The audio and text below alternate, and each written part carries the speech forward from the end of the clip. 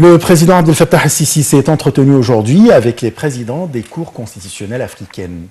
Le porte-parole de la présidence, l'ambassadeur Ala Youssef, a déclaré que le chef de l'État a loué l'importance du rôle joué par les cours constitutionnelles africaines. Une conférence a regroupé durant 2 jours au Caire les présidents des cours suprêmes et des cours constitutionnelles africaines avaient clôturé ses travaux hier. Cette conférence a été organisée par la Haute constitutionnelle égyptienne en coopération avec l'agence du ministère des Affaires étrangères pour le développement.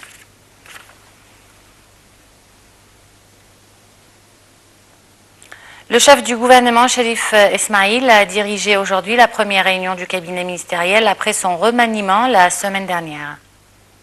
Les nouveaux ministres doivent examiner les dossiers politiques, économiques, sociaux et sécuritaires.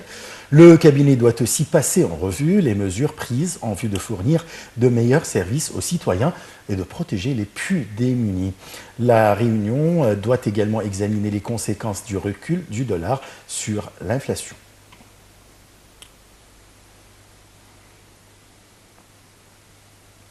L'adjoint du grand imam d'El-Azhar, Abbas Choumen, et le président du Conseil politique pour le dialogue interreligieux, Jean-Louis Torrent, ont inauguré aujourd'hui, au siège de l'institution d'El-Azhar au Caire, le comité conjoint pour le dialogue interreligieux. Ce forum est intitulé « Le rôle d'Al-Azhar et du Vatican dans la lutte contre l'extrémisme et la violence au nom de la religion ». Choumen a salué à cette occasion la coopération du Vatican dans le domaine de la propagation de la pensée modérée, soulignant le rôle joué par Al-Azhar à cet égard. Il a également mis l'accent sur la coopération de la plus haute instance de l'islam avec le gouvernement en vue de combattre la pauvreté et la laïcité afin de protéger les jeunes contre les idées extrémistes.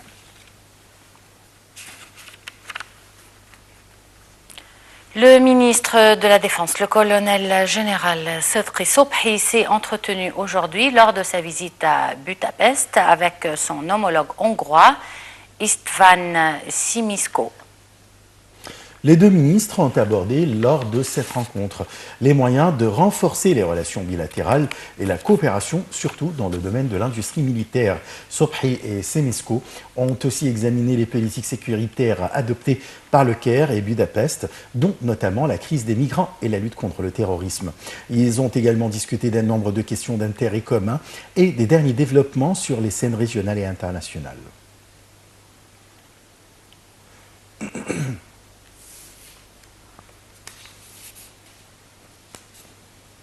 Dans le nord du Sinaï, les gardes-frontières ont détruit un tunnel lors d'une opération militaire en coopération avec les ingénieurs des forces armées. Dans un communiqué, les forces armées ont souligné que la 3e division de l'armée avait arrêté 12 terroristes dans la région de Gabal al-Halal, située au nord du Sinaï. Selon le même communiqué, au cours de cette opération, les forces armées ont perquisitionné une grande quantité de drogue.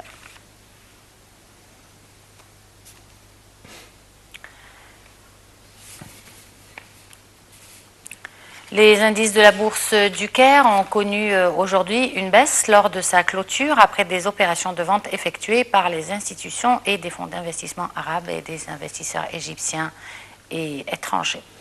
La performance des indices a été mitigée lors de la séance d'aujourd'hui. Le capital du marché des entreprises cotées en bourse a perdu 7,4 milliards de livres pour atteindre 608 milliards au cours des tractations qui ont atteint à peu près 1,1 milliard de livres. L'indice principal EGX 30 a perdu 2% pour atteindre 12 401 points. L'indice des moyennes et petites entreprises EGX 70 a baissé de 1%, mais l'indice le plus élargi, EGX 100, a gagné environ 0,15%.